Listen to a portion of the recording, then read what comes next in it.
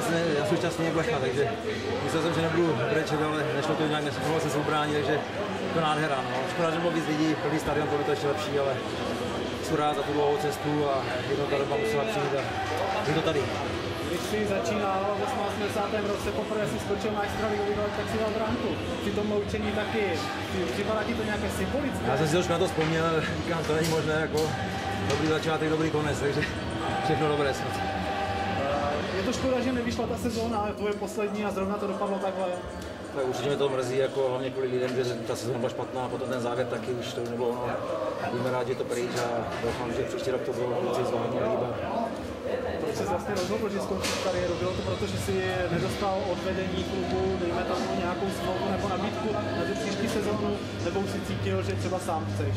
Tak to bylo víceméně vzájemné a já jsem tak trochu očekával a vedení taky jako jsem počítal, že budu končit, protože chce to dát nějakou změnu a teď je plná kabina mladých lidí, mladých hráčů, takže není tam takové místo, jak by mělo být a asi bych hrál někde vzadu ve čtvrté nebo v páté lajně a to nemá smysl, že já už se cítím taky trochu obouchaný a mám něco za sebou, nějaké šrámy. Já myslím, že stačilo a dokázal jsem celkem dost. Znamená to úplný konec s hokejem, anebo se budeš objevovat, dejme tomu, v nějaké nižší soutěži? Já uvidíme, zatím nechám volné a uvidíme. No. Možná se rozmyslím, když přijde nějaká nabídka, uvidíme, zajímavá, ale dá se žít jinak a já to tak beru, prostě ten čas naplnil a přišel. Uvědomuješ si, že jsi živoucí legenda zlínského hokeje, že tolik utkání tady v jednom presu nejenom ve Zlíně, ale nikde v republice nikdo neodehrál? Tak určitě se uvědomuji, já jsem teď už jsem soutěžil ještě a já si myslím, vyhrál jeden zápas nad Vlčkem z Plzně a tak je to celkem slušné a mě to nebude, to jako, je to prostě dobré. Jaká bude oslava nebo rozlučka, nebo nevím, jak to nazvat s klukama v kabině? Navíc je konec sezóny, máme nějakou akcičku připravenou, takže určitě to bude veliké. Kdyby si měl se ohlednout za tou svojí kariérou, bude tím nejvyšším stupínkem na titul mistra? Určitě, já jsem tady nečekal strašně dlouho a to je něco, každý nezažije, já jsem rád, že jsme to dokázali. A budeš chodit za klukama ještě do kabiny, nebo tomu povzbuzovat je, nebo na stadion, aspoň se dívat na zápasy? Určitě samozřejmě budu s nimi v kontaktu a to tak nejde hned jako odejít a skončit a my se vydáváme, my se to malé město, takže se budeme vydat všude možně, takže určitě si s nimi přijdu zatrénovat, třeba zajít na kolem něco takového a pozbudit je, když začne liga. Určitě.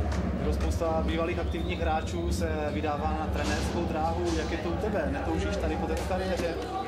Já bych pravdu řekl, tak asi netoužím. Já jsem si řekl, že půl života na stadioně nebo hokej stačí a říkám, dá se žít jinak, něco vymyslíme, teď si trošku odpočinu, mám malé děcka, malé holky, takže si s nimi užiju nějaký čas a potom se rozmyslí, co bude.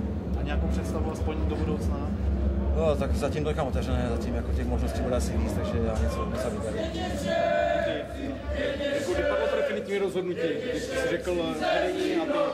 No, tak asi před 14 dnama už tak jsem jako, že by to asi bylo dobré ukončit. Oficiálně to znamená? Oficiálně to bylo někdy před 3 dnama.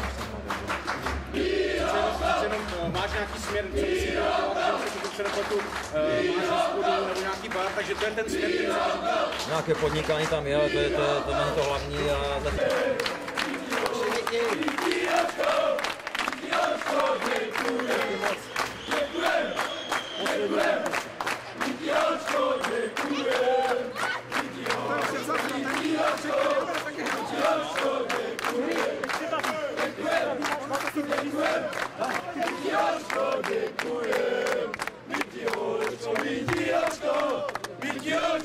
Děkujem.